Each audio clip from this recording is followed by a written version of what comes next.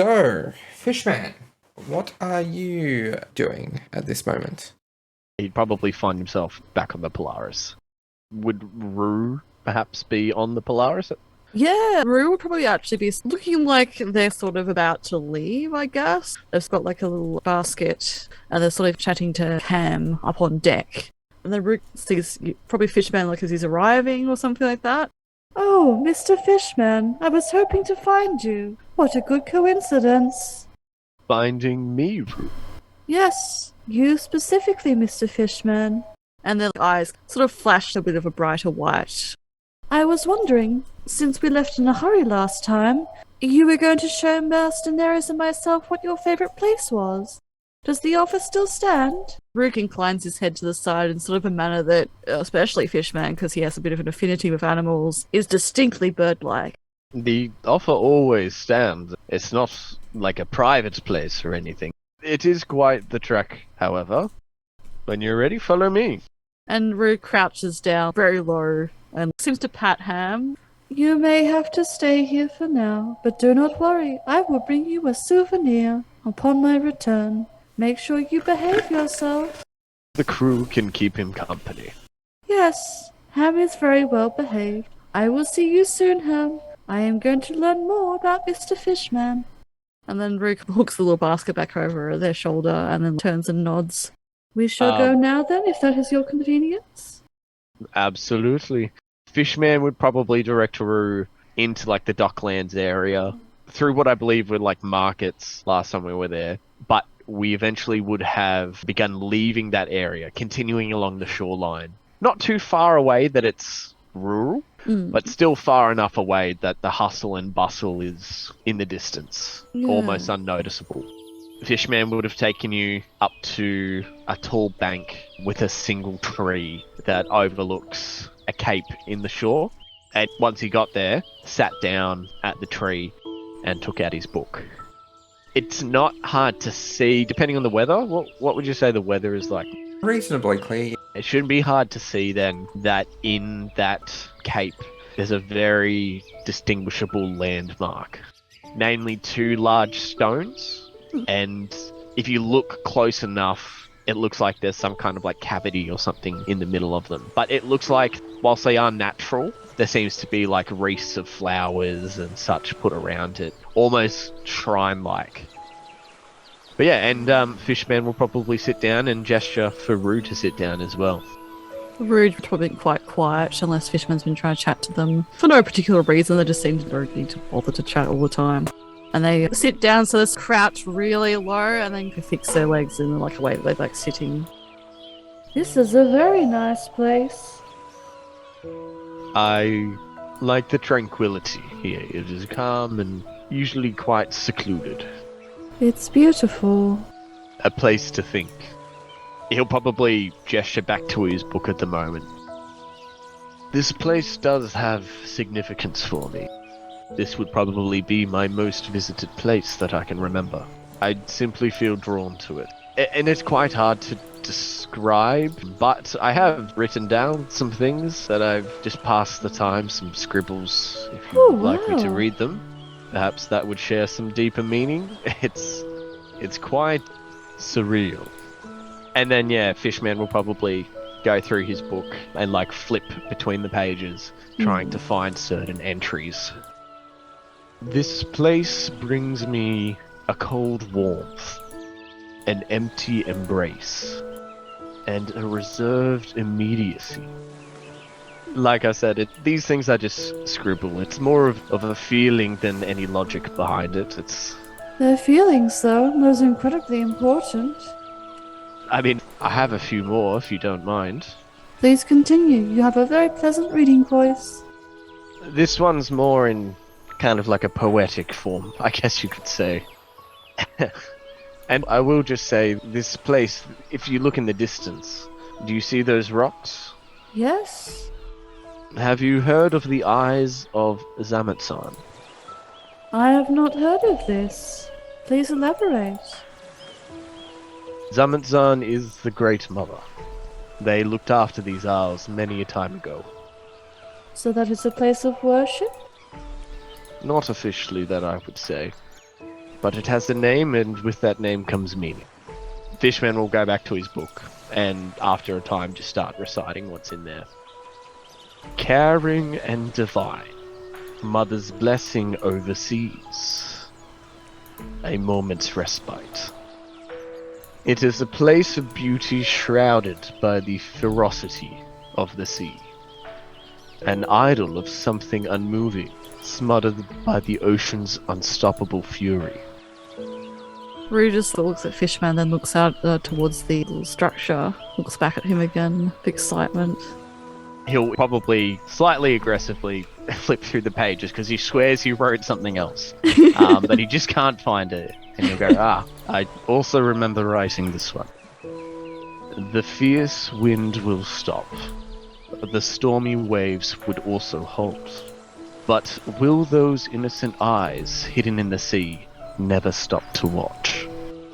Ever there and overall, what have they seen? I wish I could sample a small story of which they'd have ample. That is a fantastic story. This is sort of like your muse, I suppose. My mentor would have been much impressed by this. He was very preoccupied with science, but also with song and sound. Perhaps I'd also enjoy Nerys's favourite places. This is true. Have you been to the opera before? Occasionally, but it's not my cup of tea, so to speak. Really, for you, creativity and music and song is appreciated in peaceful solitude. Although I much appreciate you sharing it with me. Do you have a connection with this god? Not that I am aware of, at least. I know that they are just generally worshipped, especially in this area. They are known for a time of paradise, and with that comes great rapport.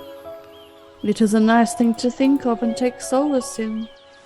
It is a very beautiful place. It is interesting you feel such polar feelings about it and are so inspired. Perhaps it is part of your past, or your future. You are beginning to sound like Nerys. Oh dear, I would hope not. Perhaps it's best to just enjoy the present for the time being, then. It's not often I can share this place with others. People are usually quite busy. It is a nice journey, and if the reward at the end is to learn more about you, and your own words and your own song, then I think it is worthwhile. I hope many more will be able to walk it with you. Fishman will probably do some more scribbles, but turn back to the page with the poem that was like, innocent eyes hidden in the sea, never stop to watch, what have they seen, I wish to sample, blah blah blah, ample. And he'll probably start circling those last couple of lines with a couple of dots with his pen, and then close his book. I have an idea. Would you share it with me? Would you perhaps like to go on a bit of an adventure? It seems I've been going on one for quite some time. From what I can see, there is perhaps something in the eyes of 𝗖𝗔𝗦𝗧. And whilst I've had the idea of going in there, I've always reveled in the idea of sharing the experience. Would you perhaps join me? Rue seems to perk up more and more as you're saying this, and then you notice their eyes are flashing like this brighter white, which you would start to piece together as joy. And then they just sort of nod very vigorously. I would love to. Now, Darby, I'm just wondering, how submerged is the eyes of 𝗖𝗔𝗦𝗧? If you go all the way in, it probably gets to the point where it would be a decent way above your head. But you can go a decent way in without completely submerging yourself as well. I have some preparations, but we should be able to get going quite shortly. And Fishman will probably light his candle and go through his bag to see if there's anything he can leave markings with. And then once he's got all that ready, he'll get ready to go and start making his way down. Rook's a little bit nervous, but keeps looking up at the fact that it's not raining. They seem to come for some reason, and then they will follow Fishman. But yeah, what do we see as we get closer, Darby? Because I know the way I described it was that whilst it's not a proper place of worship, it does have the name of significance, and I'm assuming there would be like idols, totems, trinkets left. Usually, I would imagine they would be placed outside. There's a little bit in the way of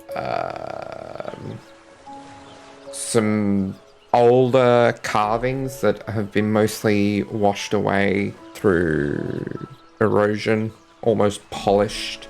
Because it's an island and ultimately it opens into the ocean, there's not a lot that's necessarily left. Most of what gets left here tends to get taken into the greater ocean.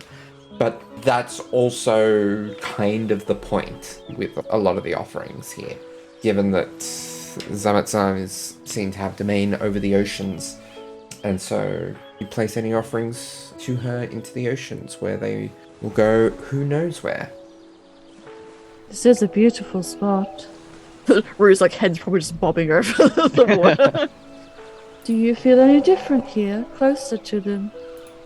Not particularly. It's Well. just simply tranquil here.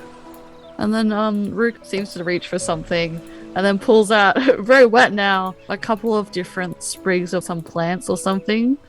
I was going to bring these to make some tea with, but would you like to leave them as an offering anyway? I think that's a fantastic idea. Alright. Well, you're better at climbing. Would you like to put it at the top? You can use me as a boost if you wish. All right. And so I guess, yeah, Fishman will take up on that offer and kind of use Rue as a boost and try and make his way up. He'll probably look for like some natural shelving up on a higher level. And when the tide rises, I'm assuming that it would eventually reach that shelf. He'll put the tea ingredients down. He'll probably climb down once he's done that. Successful mission? Absolutely. Yet another one for the Polaris. Ah, yes, we shall chalk it up. You'll have to tell Mr. Tibble all about it when he's feeling better. I'm sure they'd want to see it for themselves. Perhaps you can bring him. I can always carry him if he does not wish to walk. Then you can share more of yourself with others. I think that would be wonderful. Do you? There is a warming thought, perhaps sharing this with the entire crew.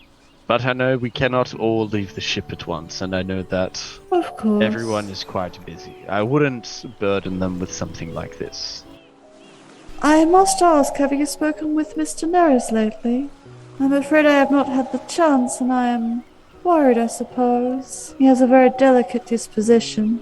This must be a great strain upon him, even if it does give him a chance to change the course of the ship for now. I am suspicious that whilst they may be looking after the ship and the Polaris and its crew, they may not be looking after themselves. That is a concern I also have.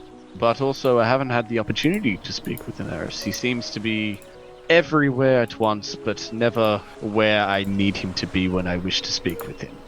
It is much the same. He needs to do what he can, though. Apparently he has spoken a little to Mr. Janus, who I have only recently made acquaintances with. Your thoughts on Janus? Well, I cannot speak at great length. I have patient-doctor confidentiality now. But he seems like a very nice man. It is sad what has occurred to him. It is, but I am glad he's back. Whether or not he sees that as a positive or a negative is up to him, but it's good to see a lost friend again. I'm also concerned about what they want to do and what they wish to do in the coming days, weeks, and months. I suppose that remains to be seen of any of us. We shall What are have to your see. intentions, Rue? I am still not sure. We have spoken only briefly about our shared similarities of our missing memories. But I had a vision the day that I left with the Polaris, and I found my mentor with my new friends beside me. And so at this point, unless I hear anything different, I will remain and assist as best I can. I would very much like that vision that I had to be the future. I suddenly consider you a friend, And that is mutual. and that is But- all I need for now. I hope that you and Ham stay for as long as you can. You are great company. Enough about other people, though. We're halfway in a cave. Would we like to go see how far we can go? Let us give it a try.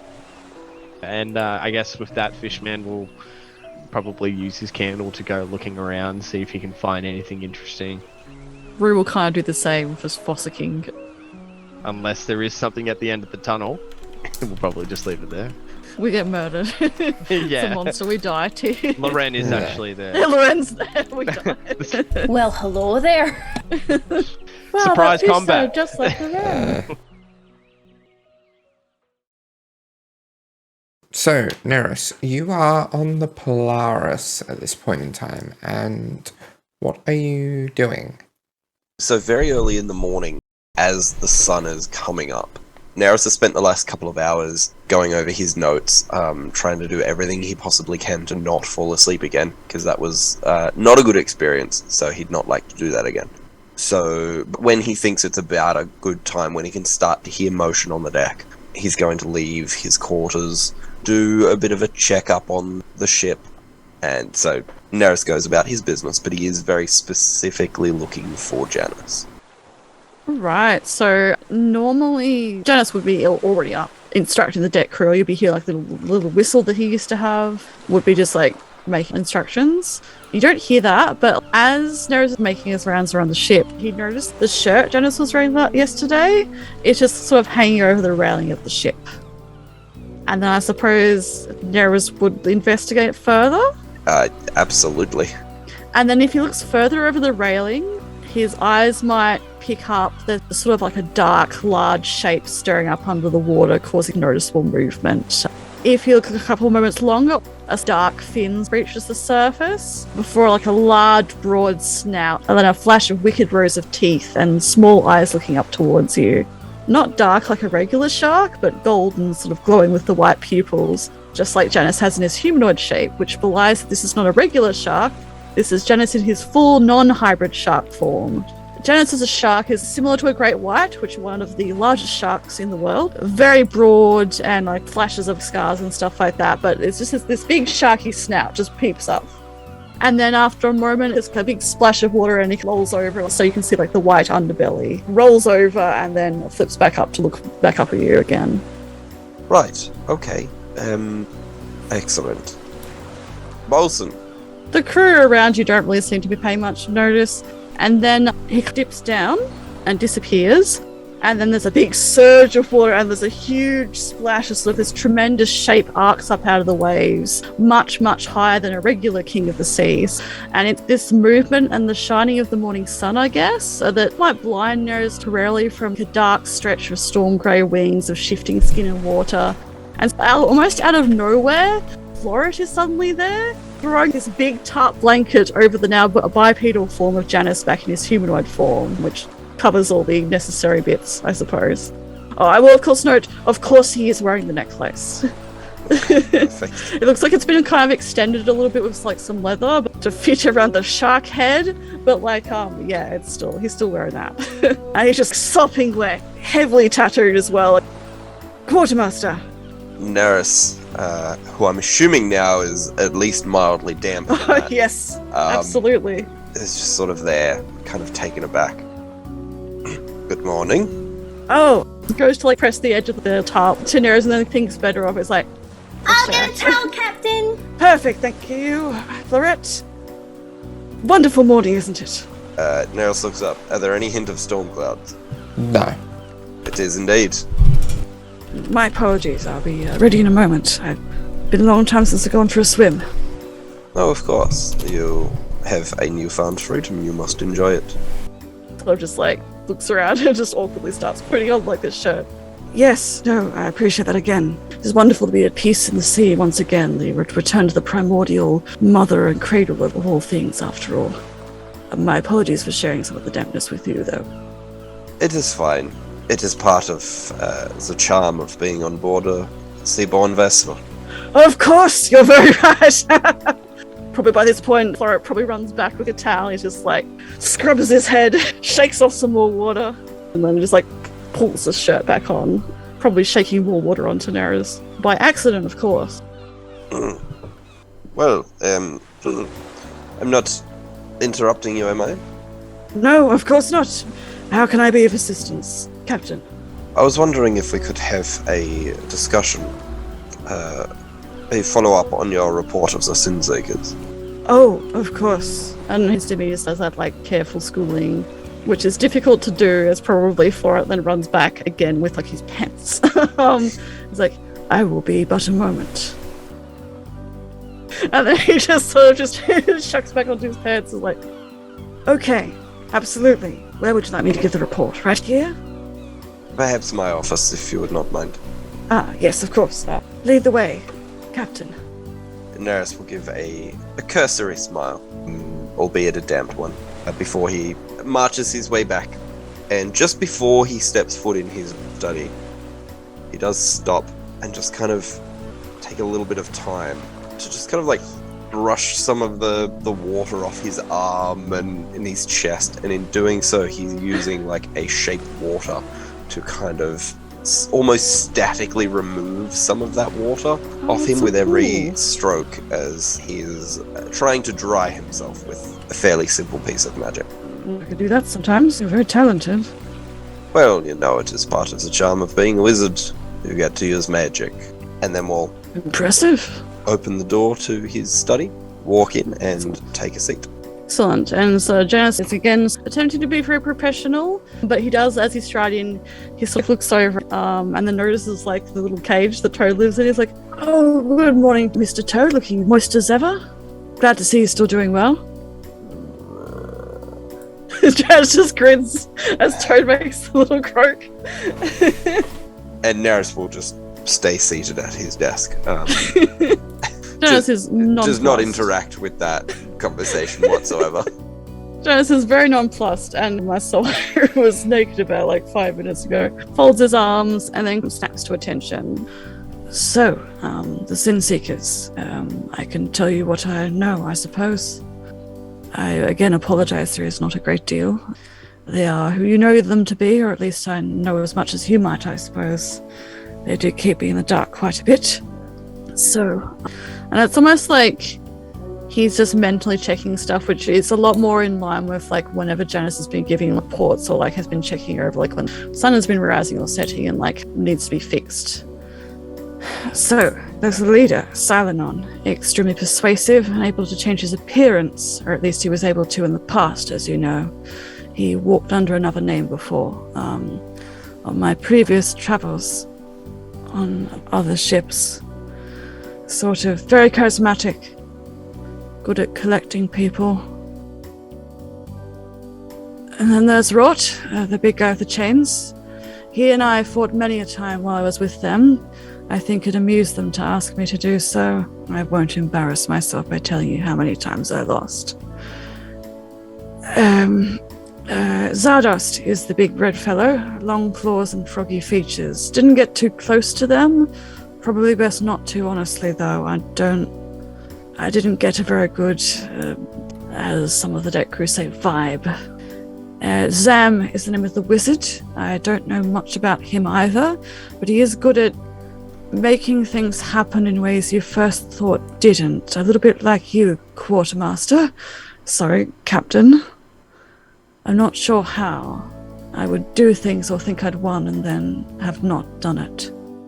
Again, my memory is so hazy. And then there was Aloysius. He brought the food mostly, or what you could call it. As you might know, I have a very particular diet, so I don't always thrive under the standard gruel. I've been trying to compile a sort of report, but I can't really tell you much more about their goals or the things they require. They were very intent on keeping me on a need-to-know basis, I suppose. 𝗖𝗔𝗦𝗧 did keep mentioning the boss, which is interesting because he was, of course, the boss family, as I once thought, back in the day when I first met him. But I have no idea who's leading them now. I only saw the boss instructing before we turned up on the ship yesterday, but it was in shadow. I don't know if they were really there. I was mainly sent on missions to retrieve things, sometimes to take care mostly of others standing in their way, you know. And sort of momentarily, sort of simultaneously, the edges of his mouth curl up a little to again reveal his sharp teeth. He sort of shifts his stance to hold his arms neatly behind his back instead of at his hips. It's probably more to hide the apparent tremor in his hands, which has returned again. So Nerys is absolutely taking notes. He has paused a couple of times to listen very intently to something that you're saying and the wording that you're saying before he returns and writes his notes even quicker. And on this lapse into silence, Nerys has looked at his notes, opened up his mouth to talk, and then seen Janus I don't know whether Janice is sitting on the footstool or is standing at this point. You're probably standing at this point. You probably sat down for a little bit and then stood up again. And Nerys has then closed his mouth to give a little bit more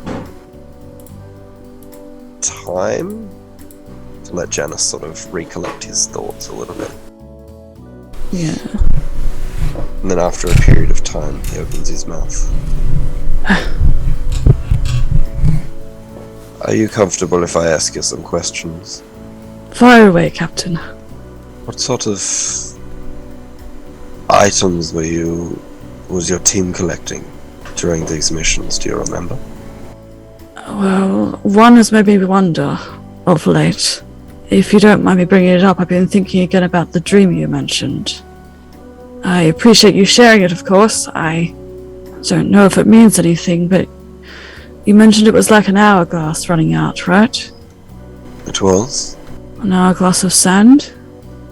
What relevance does that have? He sort of like sits down and again like kind of stretches his legs out a bit, shakes off a little bit of like spare droplets of water onto Nerys' beautiful Not rug. on the rug. Oh. It's fine, I can fix it. Yes. Well, I can't hang on it too much, the thoughts are hazy, but 𝗖𝗔𝗦𝗧 did mention something that makes me think of it. I don't know if it's anything to do with it, but you have dreams that are premonitions.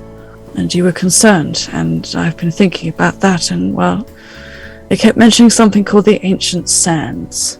I know not what it is, only that they had a fine interest in it.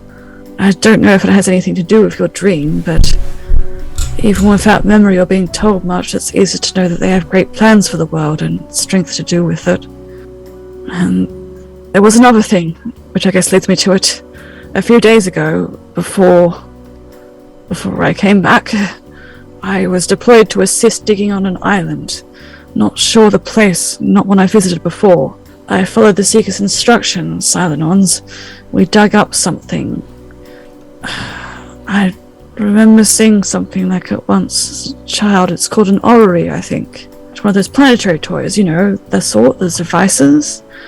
It had a glass dome half filled with sand in the center. I'm not sure what it was for, but, you know, I'm not as magically inclined. I don't know if it has anything purpose for that. So perhaps it's nothing, but perhaps not, I guess. Just figured it was worth mentioning, you know, considering the circumstances. One of the individuals that you mentioned Yes. was a wizard, 𝗖𝗔𝗦𝗧. Yes, that was his name, I believe. You mentioned he had a different form of magic. It felt a little bit like what you use. Not that I have intimate experience with it. I don't know. Again, it's difficult to say if it was just a trick of the mind. It felt like sometimes things shifted. Didn't carry around the normal half toad, at least not that I could see anyway. I suppose 𝗖𝗔𝗦𝗧 looked a bit like a toad, but not as handsome as you, of course, Toad. Then he has no class if he does not carry around an orb. That's true. No panache, as they say. We don't use that word here. Okay. Divination magic does not shift. This might be something that I need to research a bit more. I do not understand this sort of magic. My apologies. Perhaps I'm not describing it well. I wish I could help more. Not something I'd experienced before either. Well, that is the joy of experiencing things. Sometimes you experience things that you have not experienced before, and that is how we learn. Definitely. It's what I prefer to do all the time. Ever reaching towards the horizon, after all. Ever reaching. Well, thank you very much for your report. If you remember anything else, please let me know. Of course, I will let you know at earliest convenience if anything else comes up. And then he leans up with his elbow against the table and is like, so anyway, Gaul suggested to ask, what happened to your nose? Nerys opens and closes his mouth a few times here. His eyes are wide. And I think his left hand almost instinctively raises up towards his face before he catches it and pulls it back down again. Whatever could you mean? Oh, was he wrong? He just said that I was just sort of asking you, how you two knew each other and then lamenting a few things, and then he suggested that I should ask you about what happened to your nose. He suggested it. That yes? you should ask. Oh, so you're being courageous then? Now that's interesting. That is not... It is not relevant to anything. Nothing happened to my nose. I don't know why he would spread such slander. Now, Nerys, I'm a teller of tall tales. That almost sounds like there is something to it now. There's a grain of truth here. It's fine. Everything is fine. It was a long time ago. A long time ago now you say that something has happened. No, it was just it's just stories that he made up that has no shred of truth whatsoever. You didn't tell me. Well, then what is it hypothetically? It's not even a thing. He's making up a story that something happened when it didn't, and it was just he's very fond of telling stories, and he is, yes. And that is all it is. We should not bring any more light to such falsities.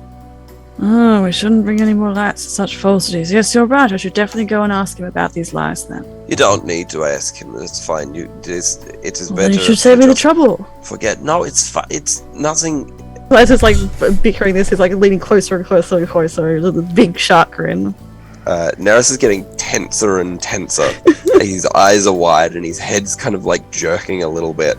And Nerys says, "Okay, if I tell you what the lie was, then we can just blow it all out of the pond, yes?" Of course, all out of the pond, as they say, yes. It's not even a thing. He just... I was asking some questions, and I think Gaul just didn't have enough sleep that night, and was gesticulating wildly, I'm sure, and he very aggressively attacked me. But of course, this was all just stories that he came up with. It was hypothetically. That is all. That's it. It doesn't. It had no bearing on anything. It doesn't. Did he break your nose, Nerys? No, he didn't break my nose. It was mildly. I mean, hypothetically, it was nothing. It was fine. Oh my goodness. My severe condolences then. He shouldn't be telling tall tales like that. Yes, absolutely he should not. That is highly irregular. Even though we do not work together anymore, he should still have the professional courtesy to not lie to people that I work with. Well, it was a hypothetical thing. I mean, perhaps I prodded him too hard. I teased the information out of him, and he wasn't sure if it was true or not either, of course. Well, it's just not. And of course, hypothetically speaking, I think you have a very fine nose. So, what's the harm done there? Well, yes, everything is fine. Good. Of course. We're fine? Yes, of course, everything is fine. But, I mean, if I ask you questions, you would not just wantonly punch someone in the face. That would be rude. Generally not, no. No, of course, which is why the story is completely false. Of course, absolutely. Nobody punches anybody for asking questions. No, what sort of questions do you think they were, hypothetically speaking? It's not, of course. I'm sure not important to the story at all. It's a lie. Of course, not at all. I will definitely never bring it up to him ever. Well, my apologies. Thank you for indulging me in my little curiosity, of course. I will, of course, let you know if I think of any further information. Yes, thank you. That will, thank you for your report. That will be all. And he just, he's still laying there for a moment, and then he just stands up and then just nods. Captain? Wilson? And then he will just leave.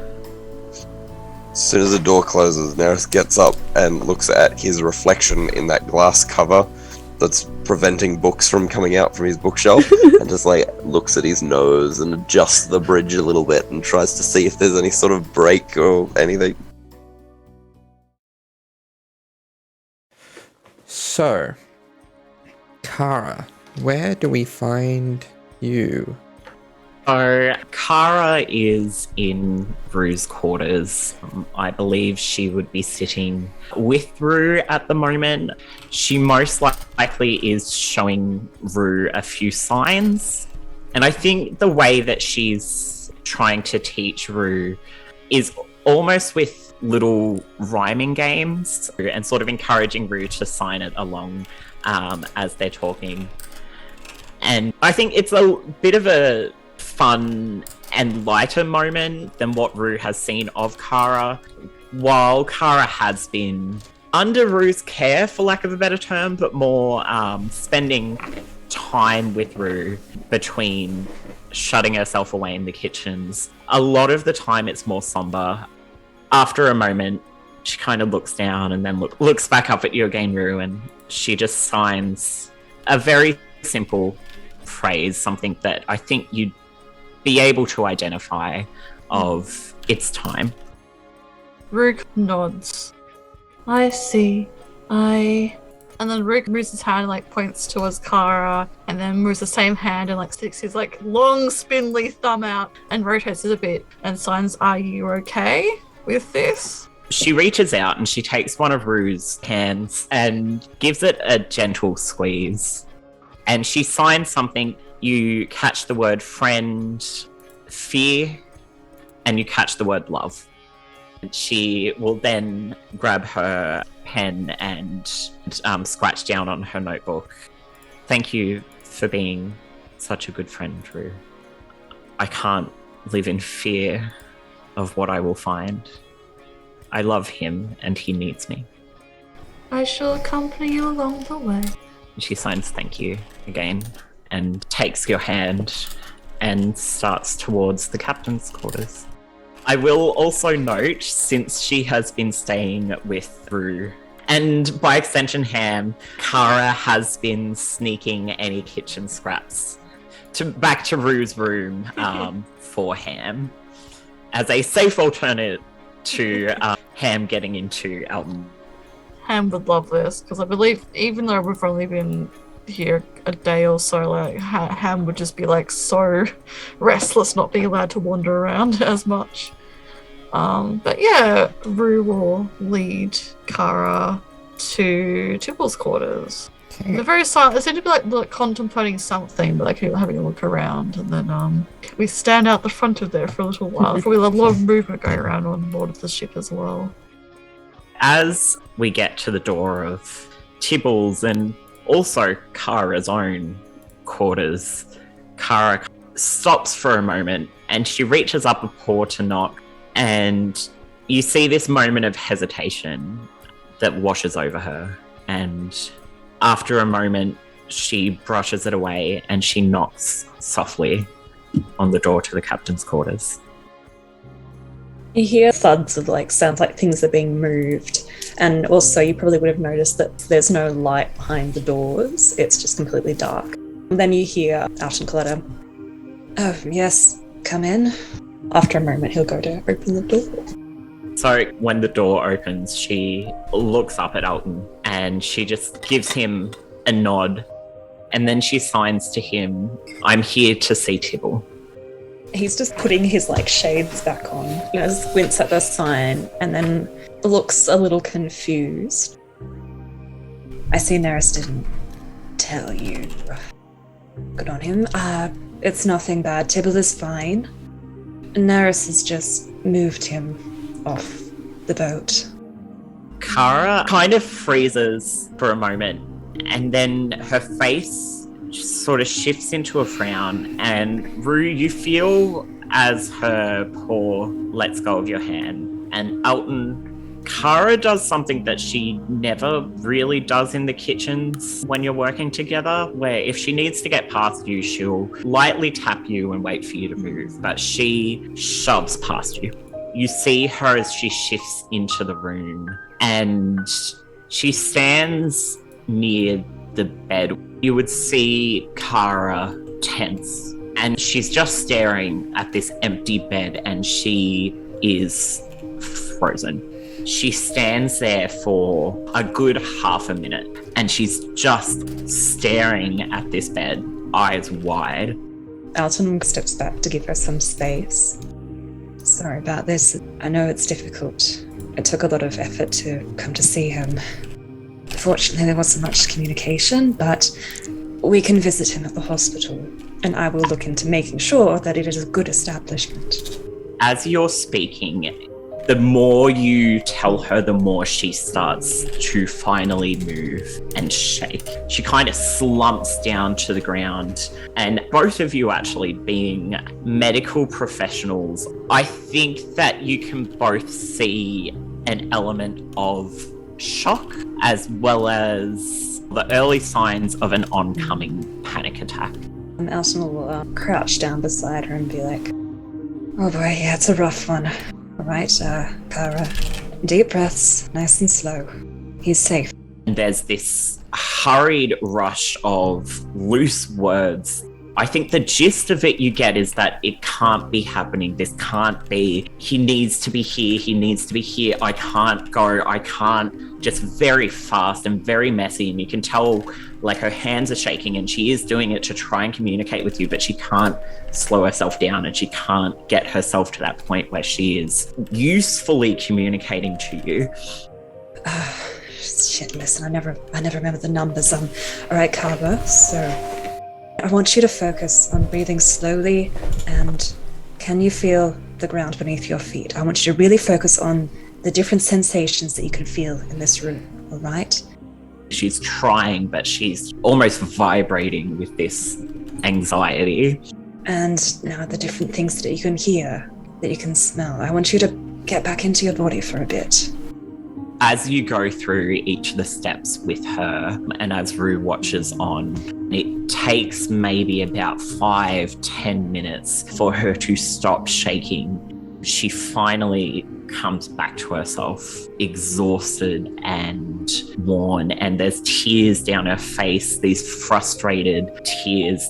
She slumps forward and her forehead presses against your arm, and just really awkwardly does like a comforting pat. And you can tell it's more of a touch that she is using to ground herself further. And she blindly kind of reaches across to where her notebook and her quill had clattered. And after a moment, she just places it shakily into your hands. And you can see she's written, I can't leave the boat. And you kind of, as you read that, it might bring up a thought in your head of, like, you haven't been on the ship very long, but you think back, you've never seen Cara outside of the ship without Tibble. Every single time Cara's not been on the ship.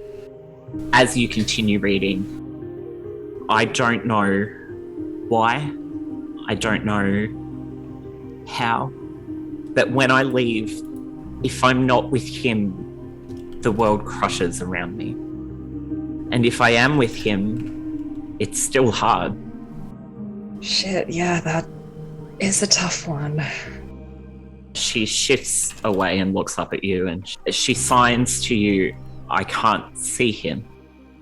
I want to, but I can't. No, I get you. There's some things that I just can't do, or they're just a bit too difficult. And for those of you listening along at home, Cara has agoraphobia. Yeah. Probably very much to Alton's mental distress. Suddenly Rue is very, very close as well and stretches out a long black spidery arm out towards Cara's hand. Cara grabs Rue's arm and very gently pulls it forward and kind of hugs it. So Rue would be kind of bending over her as she's hugging That's fair. his arm. And then Rue just stares down at her unblinking and then inclines the head slightly towards Alton. I did not realize this had happened so soon. Alton, you were surely going to go and visit her, you not? Yes, of course. I need to Cara check. trusts and likes you very much. Cara just kind of looks between Rue and Alton and she nods and gives Alton like a weak little smile. And then signs, of course. Of course I do. And now, Alton will make sure that Tibble is well, and Of will course. relay it to you. Correct? And Rue Yes. stares at you again, unblinking. Yes, of course. I can describe it in detail. But that will not soothe you, Cara. Perhaps it will in time bring you some rest. It took a great strength to come here in the first place. And when Rue says that, Cara begins to cry again. But it isn't like as sad or as distressing as it was before. But she's nodding slowly, and I think you see this moment click over in her of trust, I guess, would be the best way to describe it. But she kind of looks to both of you and signs, thank you, both of you, and then sorry you had to see this. That's no problem at all. I know I've spent my fair share of times trying to visit a cleric to get healed and crying on the doorstep, so... Taking from the eyes is quite a normal disposition for many. Neither of you should feel bad about it. In fact, for many it can be a very healing thing. I, of course, do not possess tear ducts, but I am glad to see that both of yours are capable of functioning correctly. But for now... And then Rue kind of like folds their fingers to their chest and like makes the wee sign gesture, and then moves that up into a sweep and then cups their sort of long hands into like this invisible, like towards where the ear might be if they had ears, and signs, "We are listening," to Cara. Cara just holds Rue's arm a little bit closer. It's a poor, awkward position for Rue. And that's that. So, Alton, you make your way to the hospital where you have been informed Tibble is being cared for. You find there's a gnome woman on the front desk. She looks up and says, "Can I help you?" Oh, yes. And he's like struggling, holding like a bunch of bags. Yes. I am here to see a patient, if possible. Captain Tibble Clover. I am his, the medic on his ship. Okay. I'll let the doctors know that there's someone here to see him if he's good to be seen. Excellent. Thank you very much. Also, really quickly, does your hospital take donations, I suppose, for like medical equipment or anything of the sort? Donations are always appreciated, but we have to vet that kind of stuff. I'll have a talk to the doctors about what I'm working on, and maybe once it's all finished, we can see if it will work. I'll let them know. And you see she almost seems to tap at the desk a couple of times at something you can't see, and just goes back to not paying attention to you or anything in the room. So when would I be able to see Tibble? The doctors will be out when they have an opportunity. Insight check. 13. She doesn't seem to be hiding anything other than possibly disdain for you, for her job, for life in general. Roll me a d4. That is... I don't have a physical D4 with me, and that's a 3. You're waiting for 3 hours.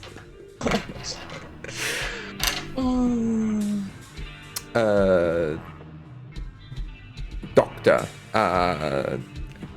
comes into the waiting room and looks around, sees you're the only one waiting, and goes, medic of Tibble Clover, like shakes himself like more awake. Oh, is it finally ready? Can I go see? Yes, you won't be able to speak to him, but we can discuss care needs and all that kind of thing for his recovery once he is able to be discharged. As you approach, he, on first glance, seems fairly normal human, but as you get a bit closer, you notice there are maybe some sort of touch of the arcane or divine or planar of some sort about him. You're not sure what, because you're no expert in these things. It might be that he has some sort of planar confluence, or it might be that he is a sorcerer, or could be any number of things. So he takes you through to what you gather is kind of the outside of the intensive care ward. Obviously, we keep things incredibly sterile here, so I can't permit you to actually go in to see him, so as to avoid any foreign bodies, any possible contaminants that could interfere with the healing process. Obviously, the internal nature of the wound means he is at low risk of infection, but we do have to keep by our policies within the intensive care wards. Absolutely, I'm glad to see that you're following them. And yes, if an infection or if you were to catch an illness of any kind, that would be quite disastrous. Of course, pain management is going to be the main focus. I do also have a proposal. Does your facility have any mechanical respirators? We have a small number of them. As you may be able to see, your captain is hooked up to one right now. Interesting design. And you see the one that is in there, it is like you could see that he had a sort of mask on. But if you've ever seen pictures of computers from the 60s, even the smallest ones still take up. That's basically the situation here. There are some artificers who have managed more compact designs, but these were state-of-the-art when we had them purchased for the hospital and still remain in good working order.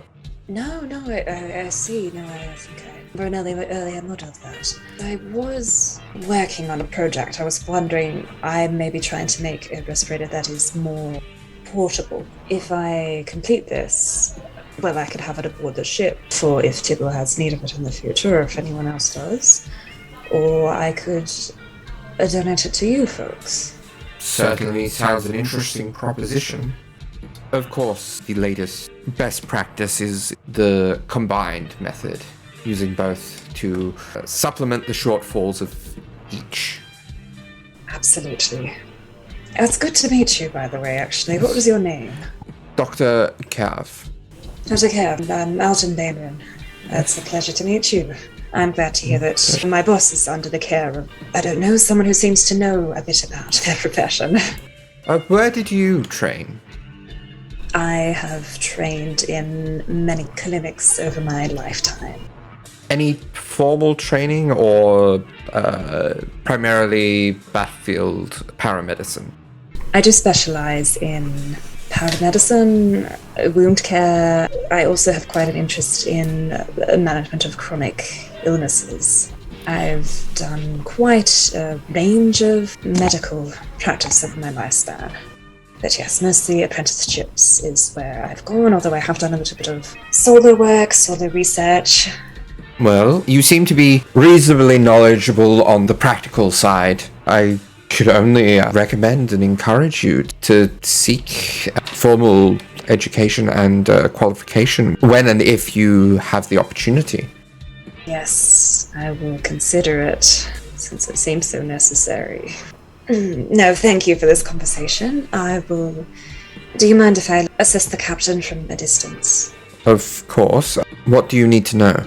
I suppose his condition, his vitals are both fine, his pain is all being managed.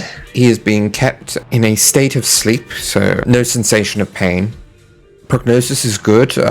He should be back on his feet within the week. From there, he should be, especially if you're able to construct a portable respirator, as you seem to have ideas on, he should be able to return to light duties after that point. and then we will have to see from there. As far as more active duties, he should be able to, if all goes well, return to some sense of normalcy within a month at most.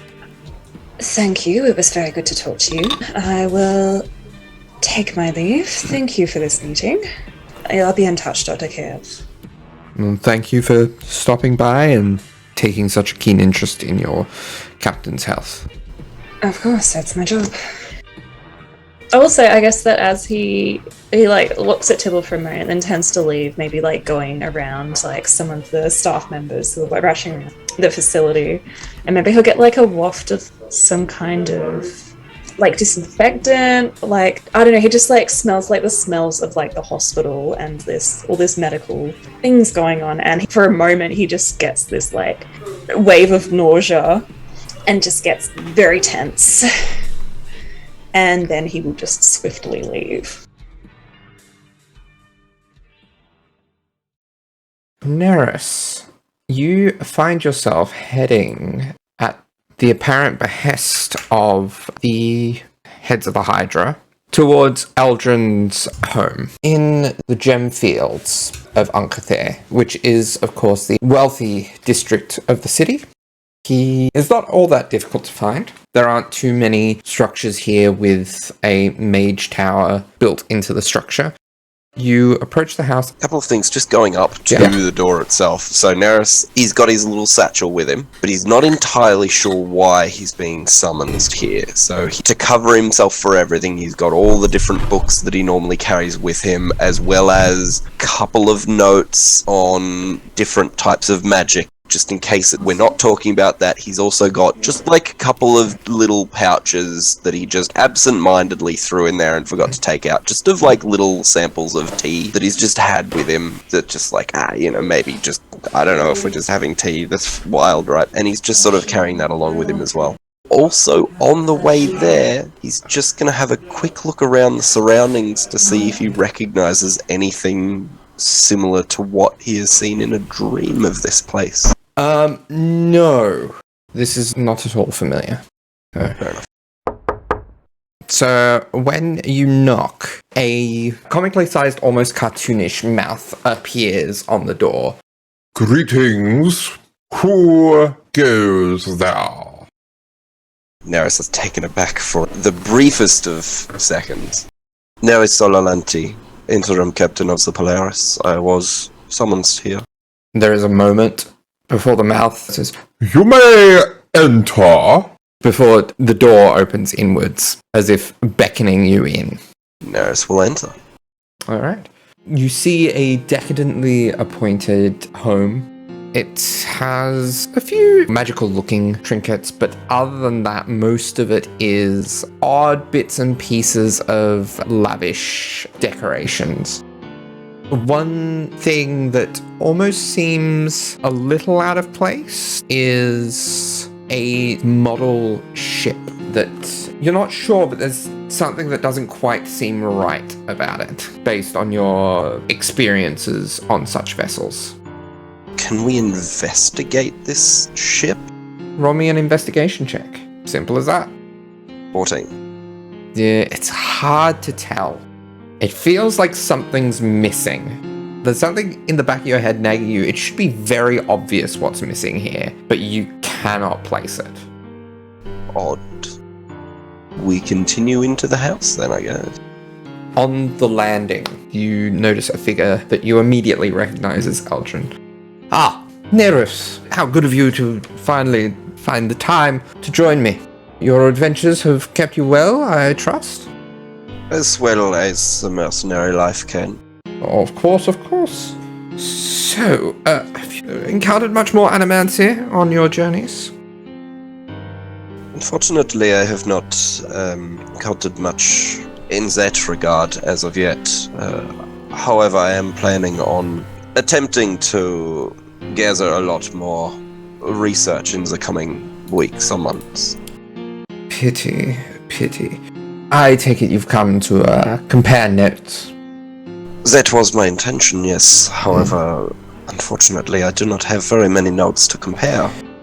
It is perfectly fine. Sometimes there can be much gleaned from use of a sounding board, so to speak. Something that might present itself as obvious to you might have completely eluded me.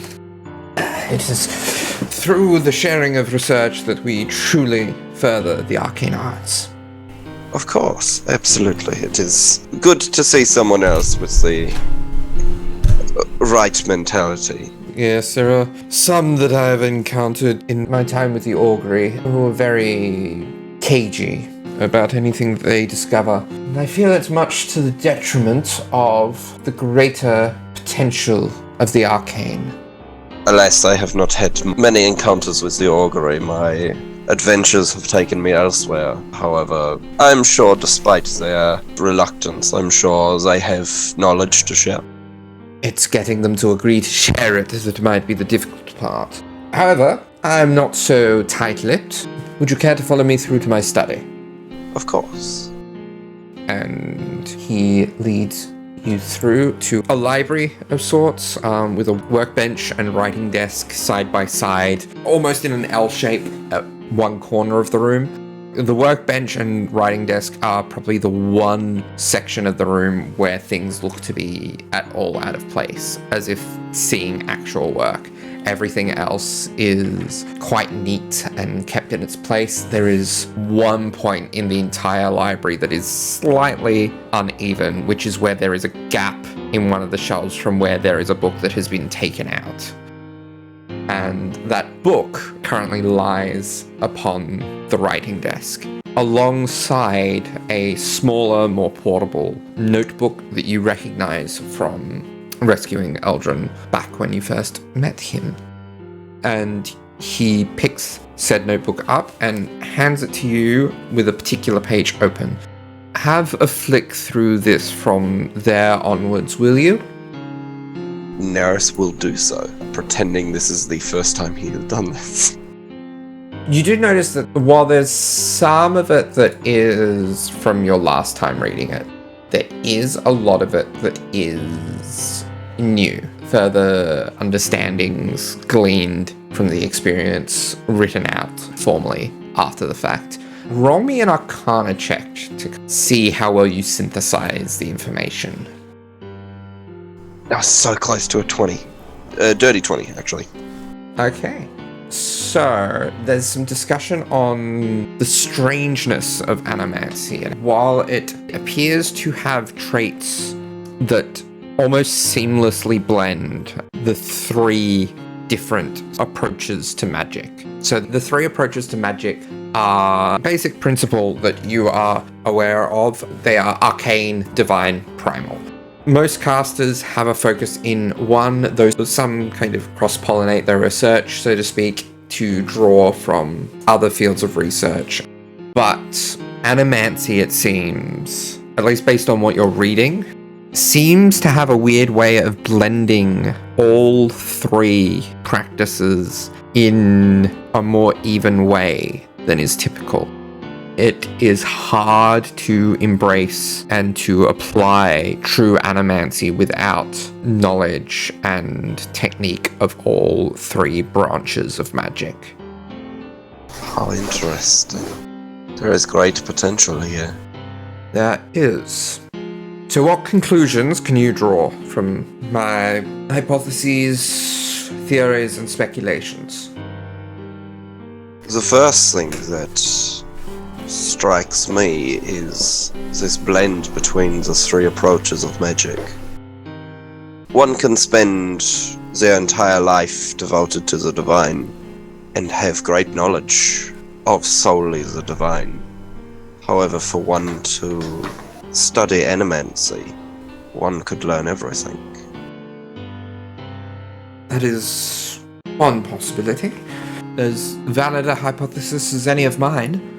To master it in a way akin to any specialist in one field or another is, well, it seems quite the challenge. But what if there was a way to make the divine arcane with this sort of magic? if one can utilize all three approaches, there is the option for a more controlled primal energy. There is the option for arcane healing without the use of the divine. Yes, there are a few that I have encountered who have managed to blend two of the branches of magic quite seamlessly. Mistress Lim over in Erethold, or Madame Ruderin, who seems to base herself everywhere and nowhere at once these days. But beyond that, there are very few who seem to have blended divine and arcane and had anywhere near the success that I would suspect you would need to blend all three. Primal and arcane are practically unheard of. Primal and arcane are such antitheses to each other. That would be the challenge. That would be the goal. Also, you mentioned some casters who are practicing animancy. I've not heard of a Mistress Lim before. She does not practice animancy, but she is one of the members of an organization in Erethold, the Arcane Convocation, one of the longer-serving members of this stage. A necromancer of sorts who is in focus of the curative properties of necromancy as opposed to the abuse of the undead sides of the art. Could definitely have benefits and potentially reduce a lot of the stigma around that particular school of magic. Yes. And on the other hand, of course, Madame Ruderin, impossible to pin down, impossible to find sometimes. Indeed, I have had some interactions with the professor before. I'm actually awaiting a reply on a letter that I sent. It was sent via pigeon, not magic, so it will take some time if it has not already gotten lost. Do you have a more expeditious way of sending? I absolutely do, however, I was quite exhausted at the time. I was unable to procure the magical energies required to send such a message. And of course I needed to send a rather long message, and such magics are, at least at the moment, foreign to me. May be able to help with that. It could be beneficial to both of us to be able to commune at length with a little more regularity. You honor me by assisting. Just one moment, and you see he goes to one of the shelves in the library and quickly dashes his fingers through the spines before he comes upon a particular book and pops it out and flicks to a specific page. Do you have your spellbook on you? Which one? Nerys kind of chuckles to himself at a little joke and then pulls out his main spellbook, yes.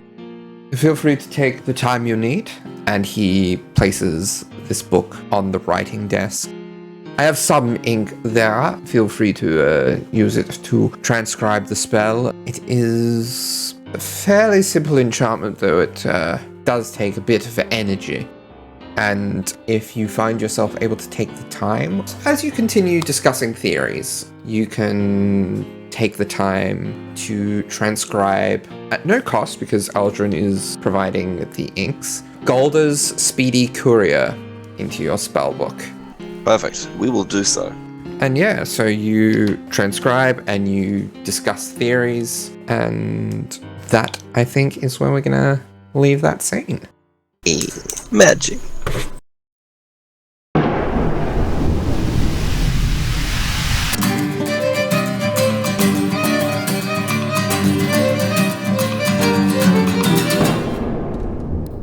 Rue, one night during the week, you find yourself drifting off into your slumber, or you're shutting down as you do, but you rest.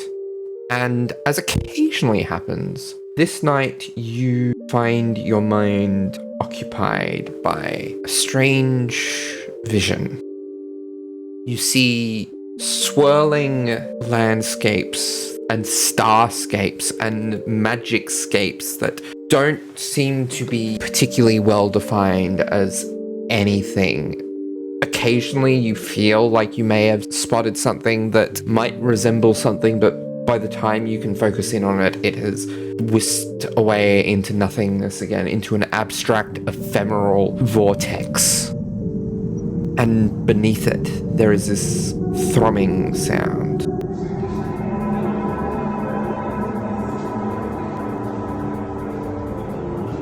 And as it reaches a crescendo, you notice that it is saying something. Cast adrift among the plains. The words echo out, feathering off into the distance. In lights and dark, a madman's game. And when it all comes crashing down, who will be sundered, lost, and found. And that stanza just repeats. It repeats as a slow, quiet, thrumming voice throughout this vision, as if adrift upon the magic. And then the morning comes, and you are well rested as normal, but with strange sensation that you have seen an omen of what may be to come.